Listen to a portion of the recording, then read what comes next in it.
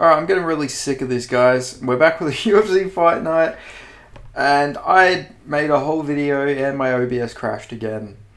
So, yeah, I'm gonna have a lot less energy doing these predictions after that. But anyway, let's get into it. First fight of the night, Charles Johnson versus Ramazan Temerov sounds right. I don't understand this fight, to be honest with you guys. I don't understand why Ramazan's getting this fight so early. Can he win this fight? Absolutely, but it just doesn't feel like it really makes sense. Charles Johnson's on like a crazy run at the moment. He's ranked, but instead he's fighting a guy who's only got one win in the UFC. It just seems really strange to me. But Ramazan is a very entertaining fighter. You go look for his record. Lots of KOs, big power for the flyweight division. But at the same time, it's like, yeah, he's going out there and he's completely knocking these guys dead. But what's he going to be like in the later rounds? You know, he's been finished before by submission. I think he's probably going to have a really good first round here. But I think Charles Johnson is going to break ahead, to be honest with you guys. He's got really good cardio, good pace. I think he's on a 5-fight winning streak, I want to say. 4. So he's looking to make it 5. He's got really good pace, really good cardio. He's always pushing forward. He's always in the fight. Yeah, is Ramazan got a chance to just nuke him in the first round? Absolutely, to be fair. He's been dropped and hurt before in fights. Who dropped him? Somebody dropped him with like an overhand in one of their fights. Can't remember who it was. It wasn't Makayev. It wasn't Durden. Yeah, I don't actually remember, but he is really good. And I'm going to go with Charles Johnson. I think his cardio and pace will eventually break through in this fight. And I think he's going to beat Ramazan. But Ramazan is good and he's someone to keep your eye on. But I think Charles Johnson will win this fight. I don't understand why he's an underdog either. We got Montana de La Rosa versus Luana Carolina. I'm going to go with Carolina here. Why? I don't really have too much of a breakdown. Carolina is on a win streak in the women's weight classes. She's got momentum. Montana De La Rosa, she did get a win over Andrea Lee, but like, do we really count that? It was a pretty close fight. I remember thinking Andrea Lee won, but I didn't really care too much. She lost to Barber, Suarez, JJ Aldrich, and Andrea Lee. You know, you could argue she lost to Andrea Lee, so that's like a 5-fight losing streak, something like that. So let's just go with Liana Carolina and not overthink it. Then moving on up, we have Lucas Almeida versus Danny Silva. Now, for some reason, I forgot that Lucas Almeida beat Timothy Kayumba. I completely forgot that fight even happened. Danny Silva, I didn't think he beat Josh Kalibau, but you know, there was an argument for it. I didn't think it was a robbery or anything like that. I thought Josh Kalibau won that fight personally, but I still think Danny Silva is really good. Good boxing, good cardio and pace, good output. Almeida is powerful, but he's taken a lot of damage. Got chinned by Andre Fili, got massacred by Pat Sabatini, but he's an entertaining fighter. He's always in pretty entertaining fights.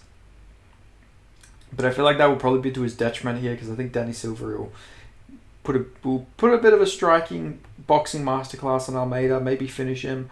But yeah, I'm going to go with Danny Silva. Then we have Andrea Lee versus JJ Aldrich. Andrea Lee was on a 5-fight losing streak. Now, she arguably shouldn't be, because I thought she beat Barber. I really did think she beat Missy Barber. I don't know if she beat De La Rosa. I can't fully remember the fight, but I remember thinking Lee should have won. And there's nothing wrong with losing to Natalia Silva, who's really good. And also Miranda Maverick, who's also really good. But yeah, that's still a lot of losses. I don't really like that. JJ Aldrich is also, I think she's coming off a win. She's coming off a loss to Veronica Hardy. But she has good wins. She beat De La Rosa. Na Liang's not really great. I'll go with JJ Aldrich. I'm not super confident on her, but let's just move on. We have Douglas Silva de Andrade versus John Castaneda. I'm going to go with Douglas Silva de Andrade to get this one done over John Castaneda. He's a powerful guy. He's a lot older at this point. He is 39 years of age, which is worrying in the lighter weight classes. But Castaneda's been chinned a few times. I don't think he's got the greatest chin. power is the last thing to go. I think Douglas Silva De Andrade will be able to catch him and maybe put him out or just hurt him and get a decision. But yeah, I trust in Douglas here when maybe I shouldn't. Then we have Ricardo Ramos versus Chepe Mariscal. Both of these guys have had pretty bad weight cuts recently. You know, they've both missed weight pretty significantly for featherweight fights. So it'll be interesting to see how the weight cutting process goes. We'll see who misses weight, if anyone does. But I'm going to go with Chepe Mariscal. I didn't think Ricardo Ramos beat Josh Kalibau. Like, you could argue Josh Kalibau was on a 2-fight winning streak, to be honest with you guys. Which is actually crazy now that I'm saying that out loud. Like, he's already got done dirty in both of his fights. But Josh Kalibau, he sort of fumbled the win over Ricardo Ramos, to be honest. Like, I thought he won, but like I'm pretty sure he had him finished and he just played around a little bit, which wasn't great for Kalibau, to be honest. But yeah, a lot of like, you know, Josh Kalibau is a really good fighter, so you can't really hold that too badly against Ramos. But then he also got subbed by Arosa, no shame there. He also got subbed by Charles Jourdain. I feel like he's got more of a quitting mentality, while I feel like Chepe Mariscal is always going to be moving forward. Good pace, good cardio, always going to be throwing offense. So I'm going to go with Chepe Mariscal to break Ricardo Ramos and maybe finish him in the second, third round, just by putting a massive pace on him. Then we have Danny Barlow versus Sam Patterson. Patterson's on a 2-fight winning streak in the welterweight division since moving up. I don't really rate his wins. You know, Johan Laness isn't like anything to write home about. You got cut as well. And then Kiefer Crosby is probably going to get cut pretty soon. I don't think he's like that great either. So yeah, I'm going to go with... You know, Johan Laness did get a win afterwards, but you know, he's on the regional scene. I'm gonna go with Danny Barlow though. I just think he matches up really well. Powerful guy, really powerful. He didn't look the best against Nikolai, and we realized Nikolai is not really like the best grappler, but he's a really good striker. I feel like Danny Barlow's actually got pretty good takedown defense. Powerful guy, really athletic. Can just find the chin of Sam Patterson. Now, Sam Patterson, he could just be a monster at welterweight, which is possible. He's got lightweight skill at the welterweight division, but I just think Danny Barlow is going to find that chin. I think he's going to crack him, and I think he's going to put out Sam Patterson, who is good, but can be caught, does have tall man defense, so he is going to be real open. And I feel like Danny Barlow's actually got a really good chin. That's just what I get from him, from what I watch. Seems like he can take shots really well. His Patterson could come with the grappling, which is probably going to be what he's going to attempt to do here. But I'm going to go Danny Barlow to get this one done. William Gomez versus Haider Emil. This guy just keeps winning. I don't fucking know how he does it. I don't think William Gomez is really that great, but he keeps winning. Didn't beat Brito.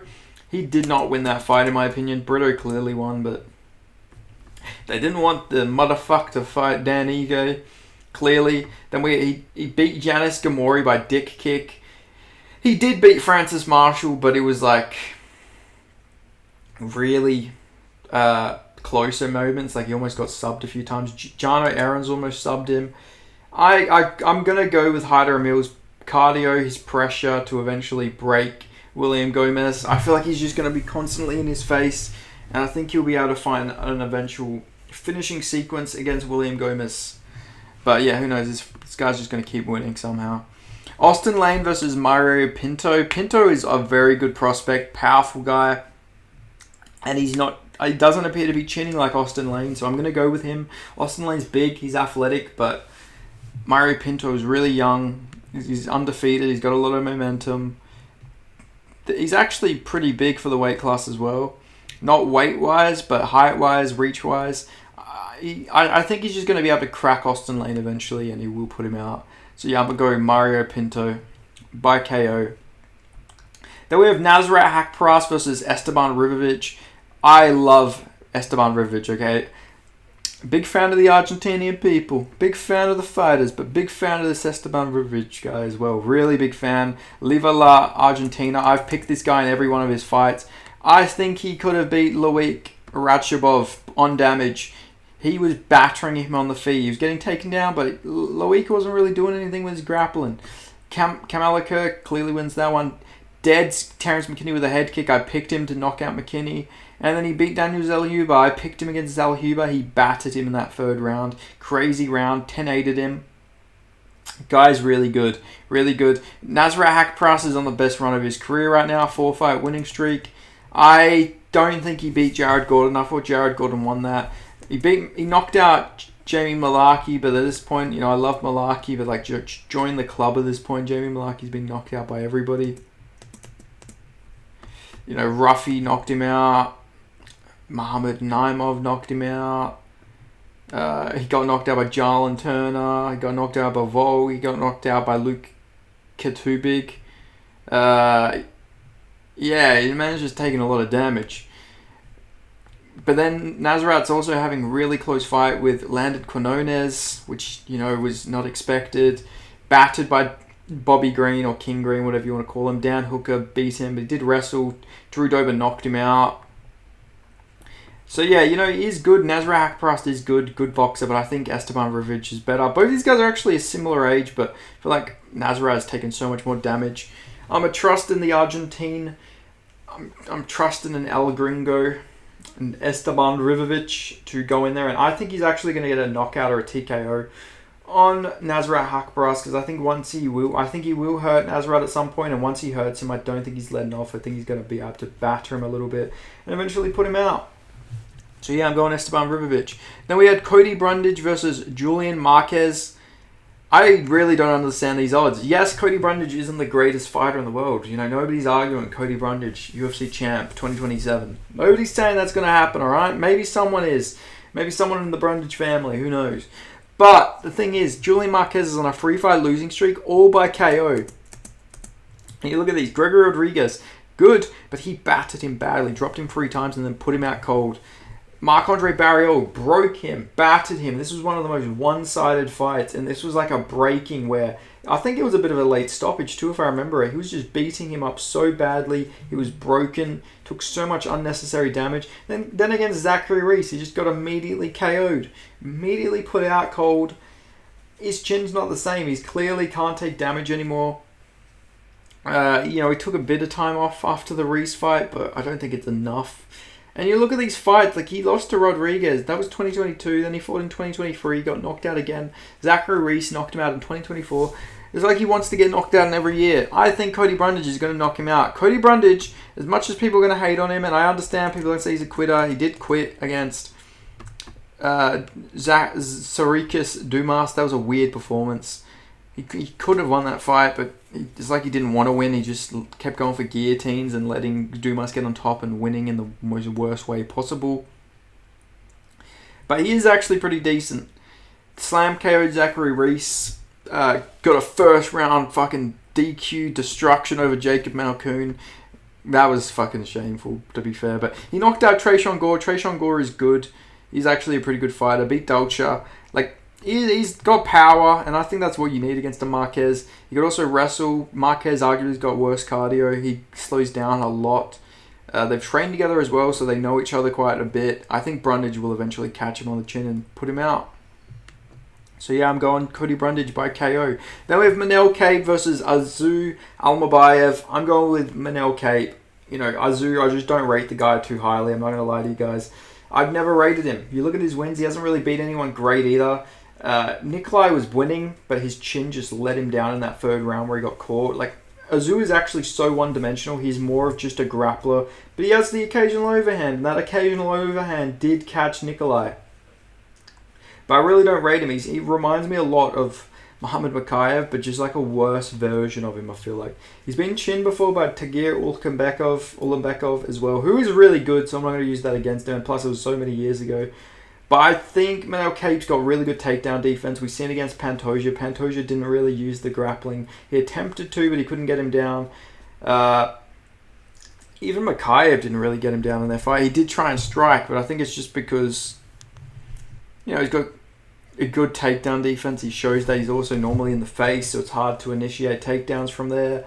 And I think Manel Kape's going to put on a bit of a striking masterclass, and I think he'll eventually put out Azu by TKO or KO.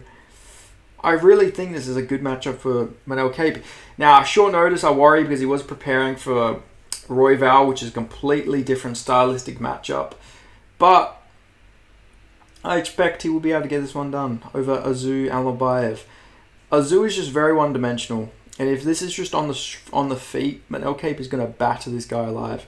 So yeah, I like Manel Kape to get this one done over Azu Almabayev. And those are my predictions. Please, for the love of fucking God, OBS, please do not crash, because I do not want to make this video again. I'm exhausted. I'm just a man. I haven't slept.